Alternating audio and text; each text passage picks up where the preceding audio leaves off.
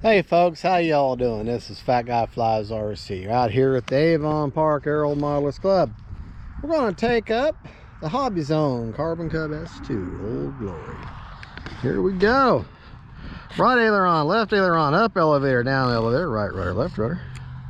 Motor on. Timer set for 8 minutes. Run a 2200 3S enter. Okay.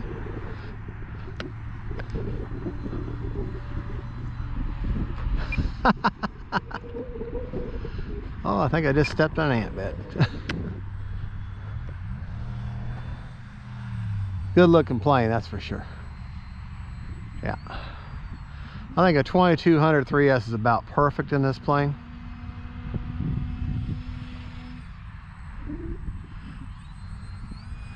Let's see if we can't do a...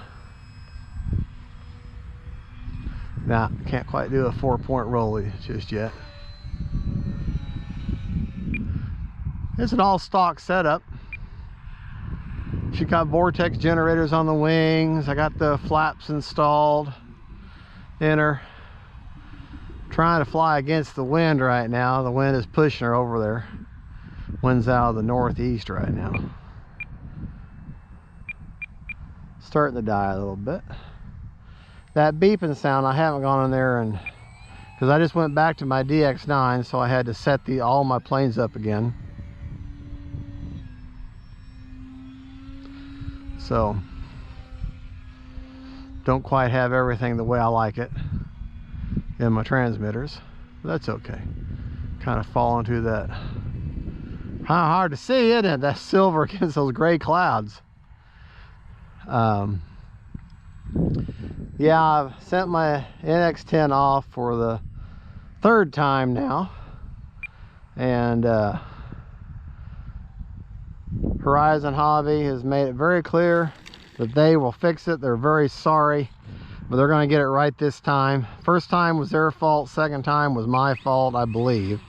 The charging port just pushed right in. Maybe I used too much force and it just kind of fell in, but they said no. They said one of the pins that hold that little plug in had broke. So they fixed it free of charge and sent it back to me free of charge.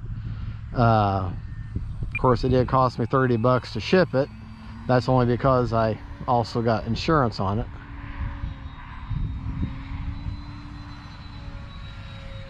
And but the first time I'd sent it off is because, and this is the NX10 I'm talking about, NX10, not the DX9 I'm using now. I've never really had a problem with the DX9. I really don't really know now why I changed, but anyways.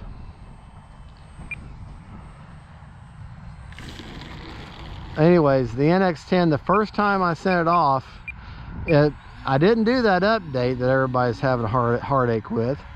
But right before I did the update, I lost all audio from the British lady. I mean, it would do all the beeping and everything, but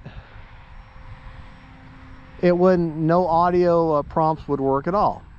The other thing is the right side of the transmitter, all the switches, the G switch, H switch, everything that I use for rates and stuff, none of those switches would work. They would work on the plane. I mean, I could see the changes on the plane, but on the screen, it just showed whatever original value I set. It kept it. It wouldn't let me change it. So if I try to do like 100% over 30% expo, that's fine. But that's all I could do. I couldn't do mid rates. I couldn't do low rates. I could only keep that one value. So that wasn't going to work. And like I say, it would change on the airplane, but wouldn't change on the screen. So it's like, kind of like trying to use a computer with no monitor. Well, that was terrible. Here I am talking, and the plane's like, would you pay attention to me? All right, I'm sorry. But anyways, they sent it back. They said they got it all fixed. Everything was working great. Got it back. Didn't even check it out. I went to charge it, and that's when I messed the, or either it messed it up or I messed up the charging port. So I sent it back again. So now I'm out 60 bucks for shipping. And so I got it back after that again. And went to check it out, set up a new model, and same problem. Nothing had changed. Not a single thing had changed. It was all still just as messed up. And so I called them. I said, or actually I didn't call them because you can't call them anymore. You got to do everything by text and email. And whoa. All right, come on, Greg. So I called them or texted them, and they said, we're so sorry. Oh, you can't explain it. We will definitely pay for shipping back for sure. Here's a label. Get it to us and we will get it fixed, Mr. Glasgow, just as quick as we can. So I sent it off today. And today is December 21st. So folks, let's just see what they do. Let's see if I get it back and it's fixed. And I'll be honest, folks, and you're saying, well, a lot of people are haters on Spectrum. Let me tell you something. I love Spectrum. I think that's just a bad transmitter. I think that transmitter itself was just bad. Seriously. I got 1 year and 1 month of use out of it. You know, I think you should get more than that for when you pay $600 for a transmitter. You ought to get more than a year and a month out of it. I would definitely say. And that's my argument to him. So.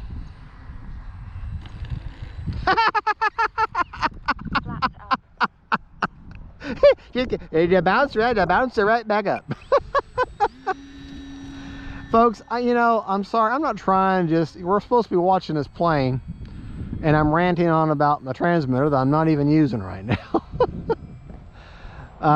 But yeah, to finish my thought,